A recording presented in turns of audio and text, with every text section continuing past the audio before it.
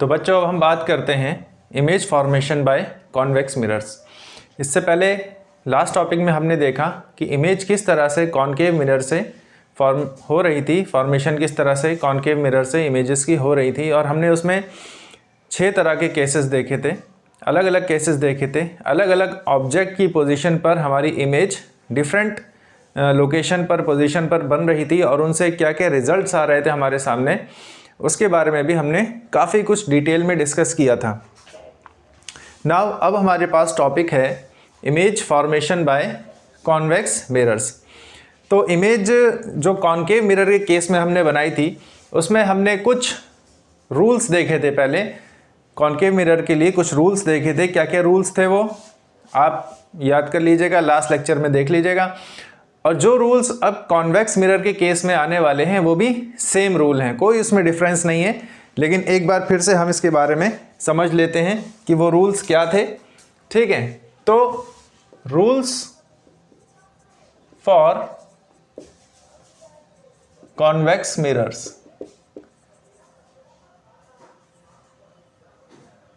Convex mirrors कौन से rules? Image formation के लिए। इमेज फॉर्मेशंस के लिए कौन से रूल्स हम फॉलो करेंगे, इसके बारे में हम डिस्कस करते हैं। तो फर्स्ट रूल हमारा क्या था? सेम रूल है जो कॉनकेव मिरर के केस में था, लेकिन क्योंकि यहाँ पर बात कॉन्वेक्स मिरर की हो रही है तो हम जानते हैं कि थोड़ा बहुत डिफरेंस होता है दोनों के केस में। तो यहाँ पर हम एक कॉन्वेक्स मिरर ड्रॉ करेंगे। ये हमारा पॉलिश सरफेस है। तो पहला रूल हमारा कॉनकेव मिरर के केस में क्या था कि लाइट रेज अगर इन्फिनिटी से आ रही हैं तो वो फोकस से होकर के पास करेंगी। अब इस केस में क्या होगा, लाइट रेज अगर आ रही हैं इन्फिनिटी से, ये इन्फिनिटी से है, तो यहां पर क्या होगा, यहां पर सबसे पहले हम एक नॉर्मल ड्रॉ कर लेते हैं जो कि प्रिंसिपल एक्सिस को सेंटर ऑफ कर्वेचर पर कट कर रही है।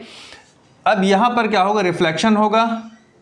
ये रिफ्लेक्शन हो गया, ये इंसिडेंट रे है, ये रिफ्लेक्टेड रे है। तो यहां पर जो रिफ्लेक्शन हुआ है, अब हम देख रहे हैं कि यहां पर दोनों रेज जो हैं वो क्या हो रही हैं, डाइवर्ज हो रही हैं। डाइवर्ज होने का मतलब कि ये दोनों रेज आगे कहीं जाकर मीट नहीं करने वाली। ठीक है, तो खैर अब हमने देखा कि रिफ्लेक्शन इस डायरेक्शन में हो रहा है, तो लेकिन फोकस तो यहां पर है, फोकस यहां पर है। तो अब ये जो रे है ये रियली मीट नहीं करेगी फोकस पे, बल्कि इसको हमें पीछे की डायरेक्शन में एक्सटेंड करना होगा। सेम रूल है जो कॉनकेव मिरर के केस में था। डिफरेंस यहां पर ये है कि उसमें रियली रेज जाकर के फोकस पर मीट कर रही थी। यहां पर क्या है, यहां पर हमें एक्सटेंड करना पड़ रहा है इस रे को, यानी इमेजिनरी रे यहां पर बन रही है। ठीक है, इसी तरह से हमारा दूसरा केस था, याद करिए दूसरा केस कौन सा था हमारा? दूसरा केस था हमारा कि लाइट रेज अगर फोकस से पास करती है तो parallel to the principal axis वो कहां चली जाती थी, इन्फिनिटी पर। ये हमारा क्या है, इन्फिनिटी हो गया, कॉन्वेक्स मिरर है। अब क्या है, अब अगर कोई लाइट रे आ रही है फोकस की तरफ इस तरह से, ये मान ले फोकस है, तो रिफ्लेक्शन के बाद light ray parallel to principal axis reflect back इस तरह से हो जाएगी। ठीक है, ये हमारा दूसरा रूल है। और थर्ड रूल हमारा कौन सा था, वो भी थोड़ा सा आप सोचने की कोशिश करें। कॉनकेव मिरर के केस में जो था वही सेम रूल यहां कॉन्वेक्स मिरर के केस में भी होने वाला है। क्या था,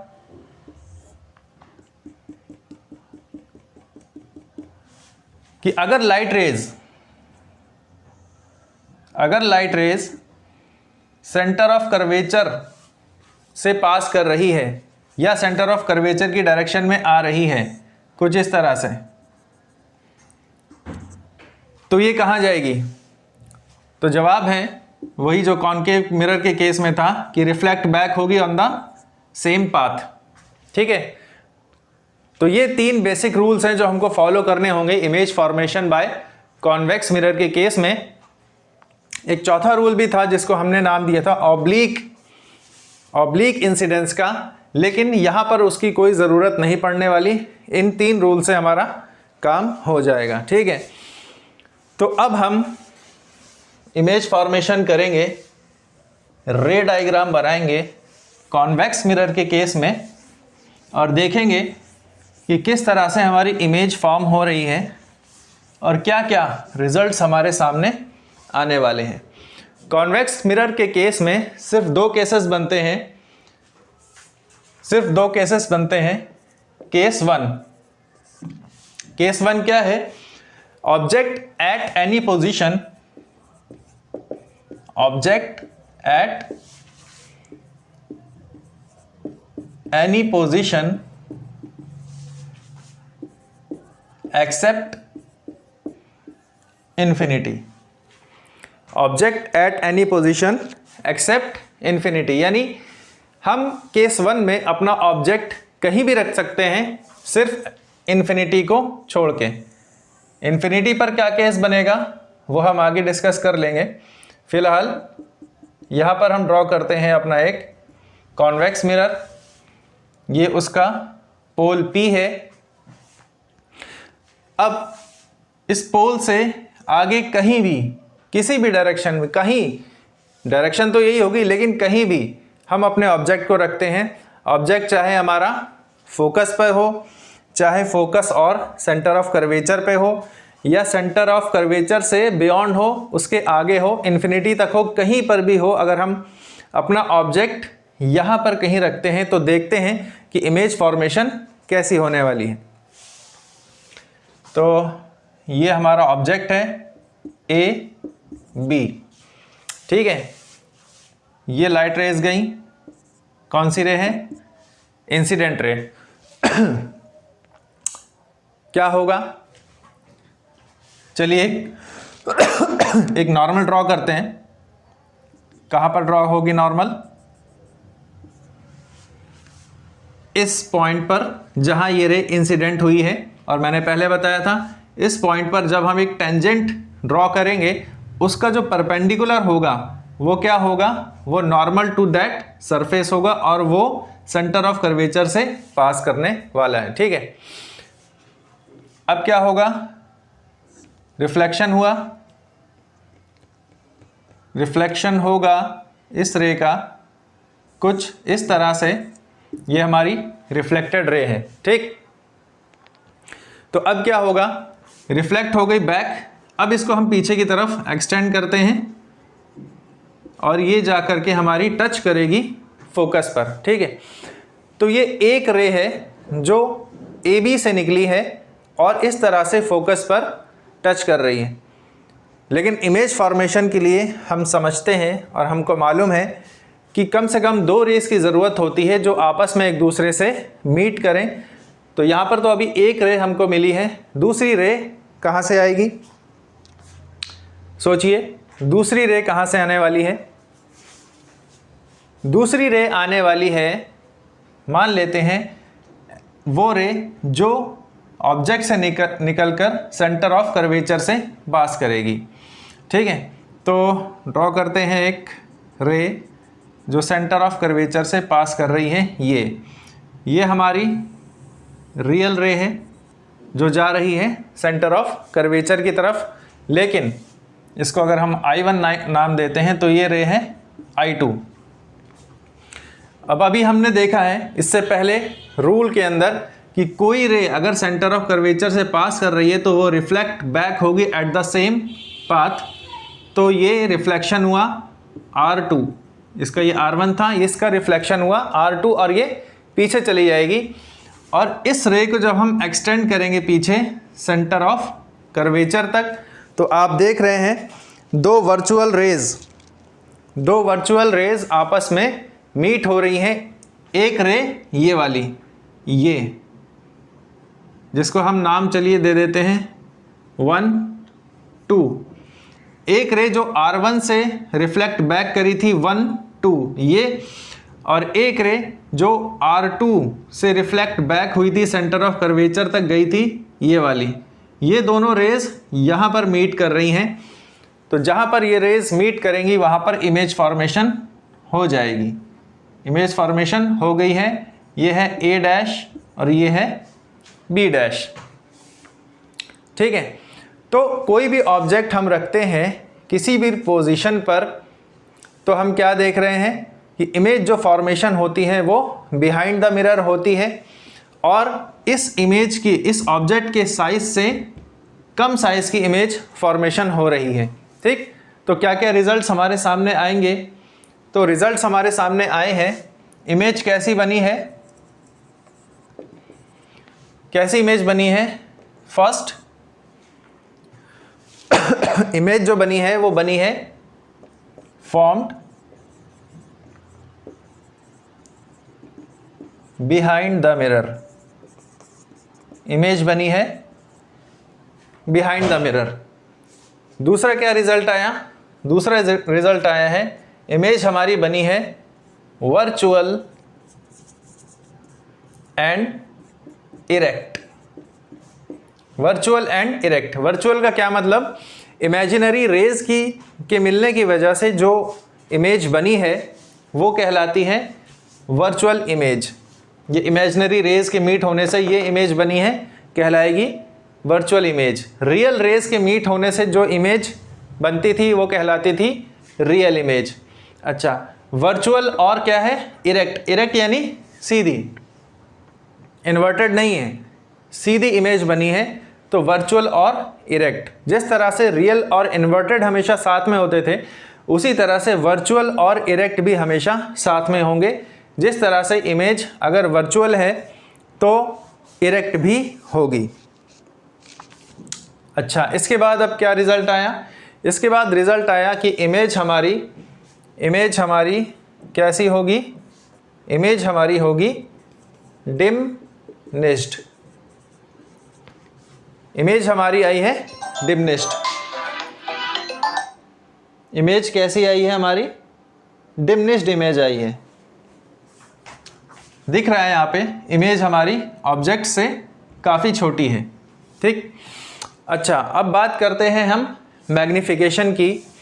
तो अगर मैग्नीफिकेशन की बात की जाए तो कहाँ पर लिखा जाए? यहाँ पे लिख देते हैं।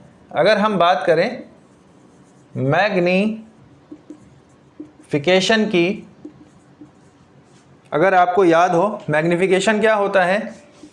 M is equal to HI upon HO, height of image upon height of object. Height of image क्या है? कंपेयर करके देख लें तो हमको पता है कि ये स्मॉल है और ये बिग है इन साइज।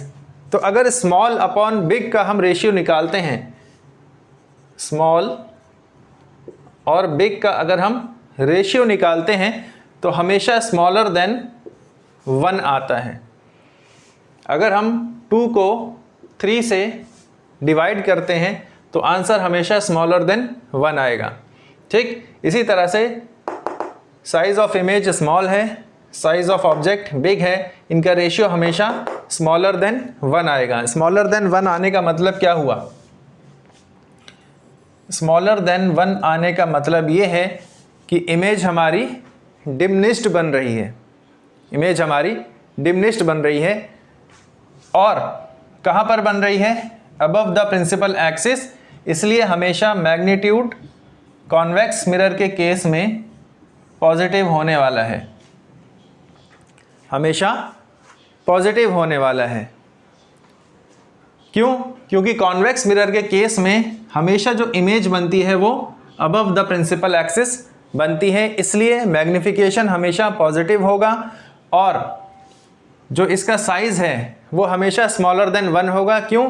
क्योंकि कॉन्वेक्स मिरर के केस में इमेज हमेशा डिमनिश्ड बनती है।